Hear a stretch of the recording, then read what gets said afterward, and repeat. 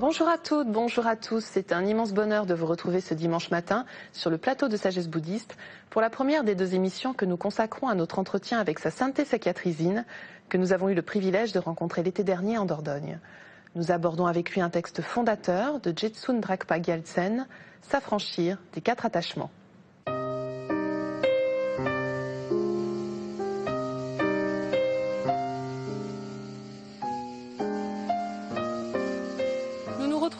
À la sonnerie au centre bouddhiste tibétain de Chantloub, en plein cœur du Périgord, où je vous propose de rejoindre dès à présent Sa Sainteté Sakyatrisine pour la première partie de notre entretien.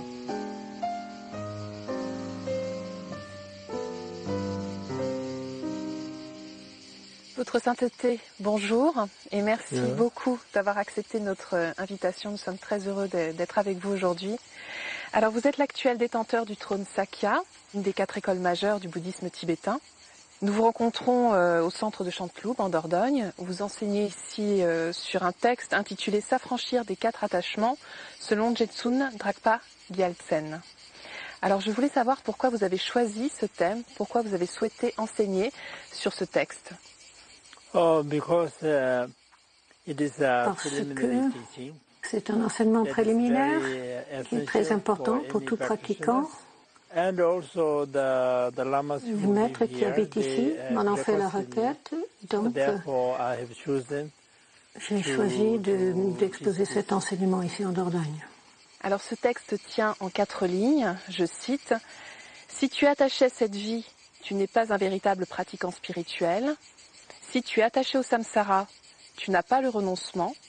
Si tu es attaché à ton propre bien, tu n'as pas la bodhicitta. Si la saisie est présente, tu n'as pas la vue. » Alors pourriez-vous nous dire dans quelles circonstances ces 4 phrases ont été énoncées, votre sainteté? Le grand maître Sakya Konga Nyingbo, quand il était jeune, son tuteur lui avait donné le conseil: puisque tu es le fils d'un grand maître, tu as besoin d'étudier. Et pour étudier, tu as besoin de sagesse. Pour acquérir la sagesse, tu as besoin de faire la pratique de Manjushri, car il est la manifestation de la sagesse de tous les Bouddhas. Avec l'aide de son tuteur, ils sont entrés en retraite tous les deux.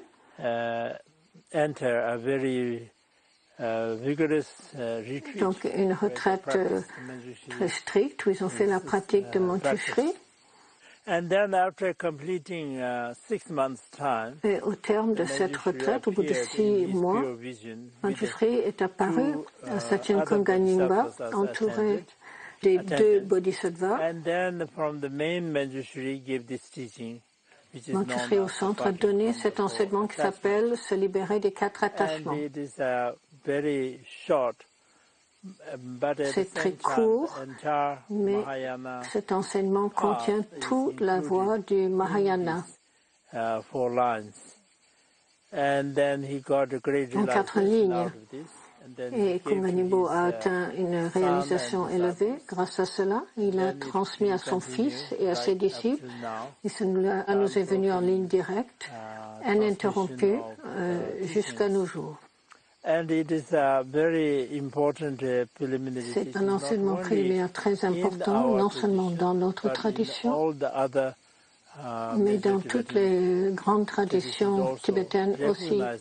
Tous reconnaissent cet enseignement comme étant très authentique et il est utilisé comme un enseignement préliminaire.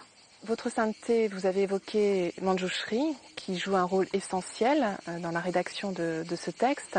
Est-ce que vous pourriez nous en dire un mot? Manjushri est la manifestation de la sagesse de tous les Bouddhas. Parfois, on dit de Manjushri qu'il est le père de tous les Bouddhas. Enfin, c'est grâce à lui que tous les autres Bouddhas sont venus, mais d'une autre manière, Manjushri is the senior most. Il est le fils aîné du Bouddha. Pas physiquement, mais d'une manière spirituelle, on parle de lui dans ce sens. Manjushri est très important parce que la sagesse est la chose la plus importante. Sans sagesse, c'est comme une personne qui n'a pas Dieu. Si vous n'avez pas Dieu, vous avez tout le reste, mais vous ne pouvez rien faire. Mais quand vous avez des yeux, alors vous pouvez tout faire. La sagesse, c'est comme les yeux. En ouvrant les yeux, on peut voir et différencier les choses. Manjushri est vraiment très important et cet enseignement est donné par Manjushri à un grand maître Sakyapa. Alors, Votre Sainteté, est-ce que vous pourriez nous présenter Jetsun Dragpa Gyaltsen, qui est le 3e patriarche de la lignée Sakya? Jetsun Dragpa Gyaltsen is le fils du grand maître Sakyapa Kongpa Nyingpo.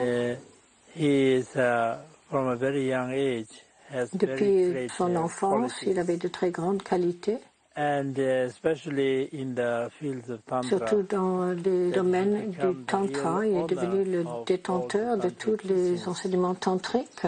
Il est dit qu'il était l'incarnation de Vajrapani. Il détenait le trésor de tous les enseignements tantriques. Il a composé de nombreux textes sur le Tantra. Tous ces enseignements étaient très pertinents. Ils nous ont beaucoup aidés à comprendre les sens profonds des tantras. Dans le commentaire de ce texte très important, il y a différentes étapes. Et la première est d'abandonner l'attachement à cette vie pour être un véritable pratiquant. Et c'est ce que nous allons voir durant cette première émission. Dans son commentaire, le Dragpa Gyaltsen nous dit, je cite, « Sans discipline, rien ne peut être accompli. Mais celui qui pratique la discipline tout en restant attaché à cette vie crée la cause racine des 8 préoccupations mondaines. » Alors, est-ce que vous pourriez nous commenter ce passage? Cela veut dire que même si nous pratiquons le dharma, nous pratiquons une religion. Si cette pratique spirituelle est utilisée pour acquérir des richesses matérielles, ce n'est pas une voie spirituelle. La vie spirituelle est faite pour atteindre la liberté, au moins trouver une certaine liberté dans les vies futures. Pas dans cette vie-ci, ça ne vaut pas la peine de s'y attacher. C'est comme des bulles d'eau. C'est pas la peine de s'attacher aux bulles d'eau. Elles peuvent éclater à n'importe quel instant. De la même manière, cette vie, pour nous en tant qu'être ordinaire, nous paraît importante. Mais si l'on réfléchit soigneusement, ce n'est pas important parce que dans le sens de la durée, personne ne vit plus de 100 ans. Très peu de personnes. Et même si vous vivez jusqu'à l'âge de 100 ans, cela ne sert pas à grand-chose parce que dans votre grand âge, vous ne pouvez pas bouger, vous ne pouvez pas parler, ni penser. À quoi sert-il de vivre jusqu'à cet âge-là? Cette vie ne vaut pas la peine qu'on s'y attache. Si l'on utilise la pratique spirituelle en vue d'acquérir des biens dans cette vie-ci, alors vous allez peut-être devenir célèbre, riche, vous aurez beaucoup de disciples, mais un jour, quand vous allez mourir, vous ne pouvez rien emporter avec vous. Vous êtes obligé de tout laisser derrière vous. Même si vous êtes très riche, très puissant, très connu, ça ne va pas vous aider. Cela n'en vaut pas la peine. Alors, dans ce texte, Jetsun Dragpa Gyaltsen nous dit un petit peu plus loin, « Sans l'étude et la réflexion, rien ne peut être accompli.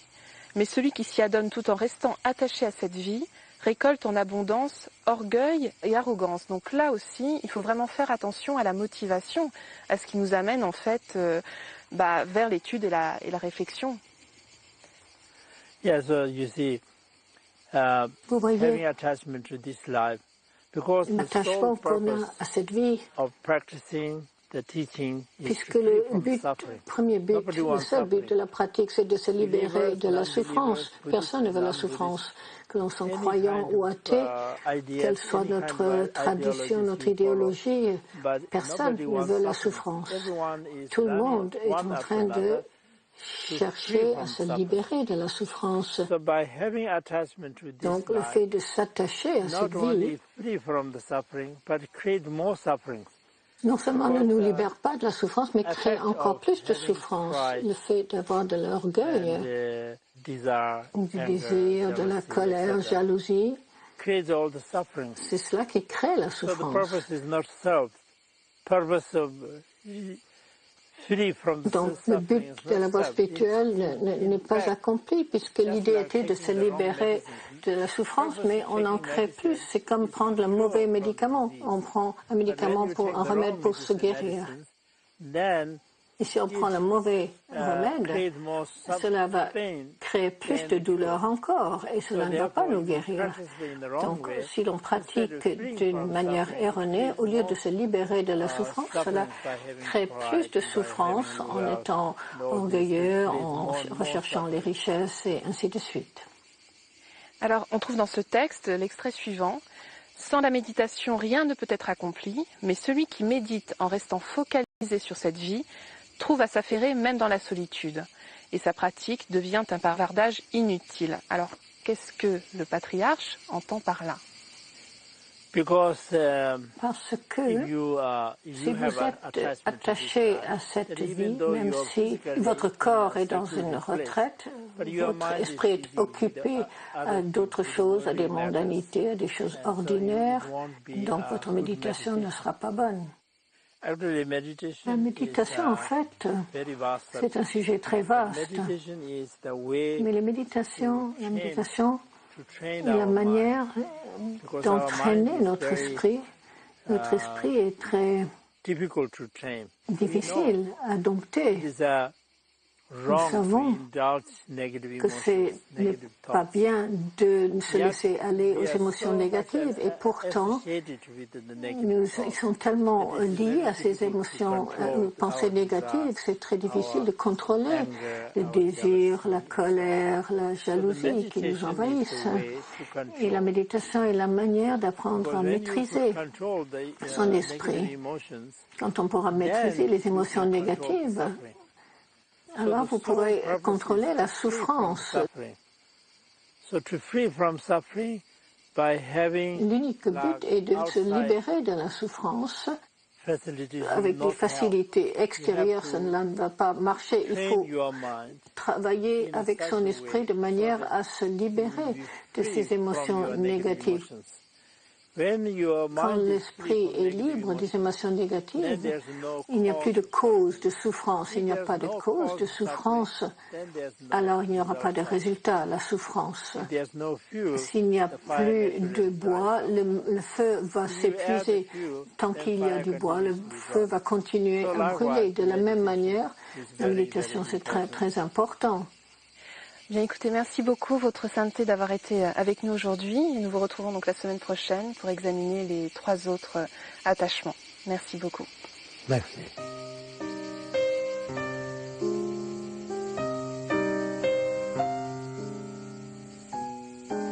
Et si vous souhaitez aller plus loin, voici 3 ouvrages que nous vous proposons. 3 ouvrages, tous les 3 donc publiés aux éditions Padmakara, avec tout d'abord 2 livres du maître tibétain Dilgo Khyentse Rinpoche, Les 100 conseils de Padampa Sangye, ainsi qu'Au cœur de la compassion, commentaire des 37 stances sur la pratique des bodhisattvas de Togme Zangpo. Nous vous proposons également le livre du maître Dudjom Rinpoche, Petites instructions essentielles. C'est la fin de notre émission. Vous pouvez la revoir pendant toute une semaine sur le site internet de France 2 en consultant plus.fr. Je vous souhaite une très très belle journée. À dimanche prochain.